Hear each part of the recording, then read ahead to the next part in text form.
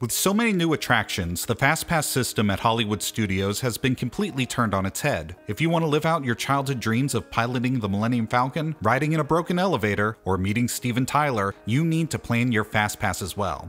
In today's video, we share our expert FastPass strategy for conquering Hollywood Studios and doing all the big rides in one day. Thank you for watching Guide to WDW, the channel that helps you feel like you have a VIP backstage pass to an Aerosmith concert, but at Disney World. That's because it's our mission to help you avoid long waits and have more fun at Disney. Be sure to subscribe for more FastPass tips for all the Disney World parks coming in the near future. And speaking of the near future, Mickey and Minnie's Runaway Railway opens on March 4th in Disney's Hollywood Studios. With the opening of that new trackless ride, plus the recent addition of Millennium Falcon to FastPass, the FastPass tiers have completely changed in the last few weeks. So, which FastPasses at Hollywood Studios should you pick? FastPass is broken into tiers at Hollywood Studios, meaning that you can only select one of the Tier 1 attractions. Tier 1 is currently Slinky Dog Dash, Millennium Falcon's Smuggler's Run, and Mickey and Minnie's Runaway Railway. As of right now, the incredible Star Wars Rise of the Resistance is only available by boarding group and does not have FastPass. We made a video giving our best tips on how to get an early boarding group, so be sure to check that out. So which of these attractions should you pick?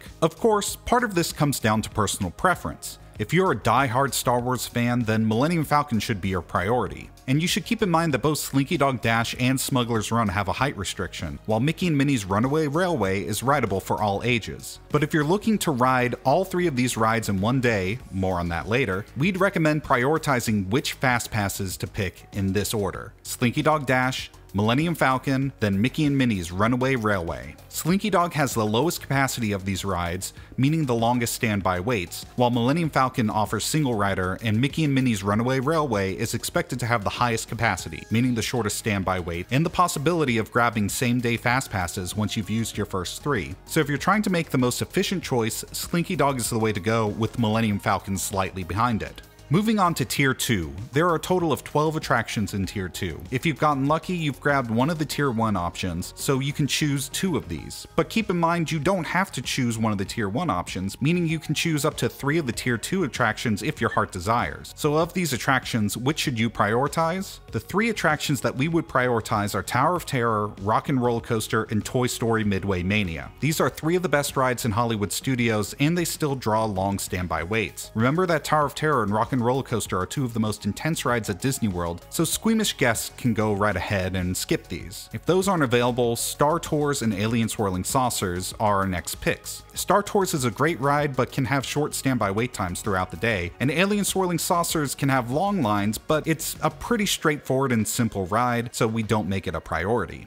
We love the shows at Hollywood Studios, but we tend to consider them lower priority for FastPass, as for most of these you can get in line about 30 minutes beforehand and still get to see the show. FastPass gets you in a reserved seating section, but you still have to arrive about 15 minutes prior to the show starting to get a good seat. Of these shows, we'd pick Frozen Sing-Along, Indiana Jones Epic Stunt Spectacular, Muppet Vision 3D, and Disney Junior Dance Party if we're visiting with young kids for our FastPass. Fantasmic doesn't take place until the evening, meaning you won't be able to get an extra FastPass once you've used your first 3 if you use a FastPass on Fantasmic. And Beauty and the Beast and Little Mermaid usually don't have that long a wait and are showing their age lately. So those are the FastPasses you should choose, but when should you choose them for? If you want to go on as many rides and attractions as possible, pick FastPasses for mid to late morning, starting around 1 hour after park opening. As I've mentioned before, you can grab extra same-day FastPasses through the Disney World app once you've used your first 3, so making earlier FastPasses gives you more opportunities to grab more FastPasses at any of the parks for the rest of the day. This is especially great for park hopping, as you can make your bonus FastPasses in a different park than where you made your original reservations. Alright, now we get to some tips on how to ride all the big rides in one day. Going to Hollywood Studios used to be simple. We would just rush to Toy Story Mania and ride that until we had blisters on our fingers. But today, things are more complicated, but still doable. If you want to ride all 3 of the Tier 1 attractions in one day with the shortest wait, plus ride Rise of the Resistance, here's our strategy. Grab a FastPass for Slinky Dog or Millennium Falcon. Get to the park before opening and rope drop the attraction of those 2 that you don't have a FastPass for. So imagine I got a FastPass for Millennium Falcon around 11 AM. I would get to Hollywood Studios before opening, enter the park as soon as they let people in, head to Toy Story Land, and get in line for Slinky Dog before the park opens, grab my Rise of the Resistance boarding group as soon as the theme park opens from the Disney World app, and then ride Slinky Dog Dash first thing. Like I said, this used to be simple. Then I would go straight to Mickey and Minnie's Runaway Railway, as it should still be within the park's first hour of opening, and wait time should still be reasonable.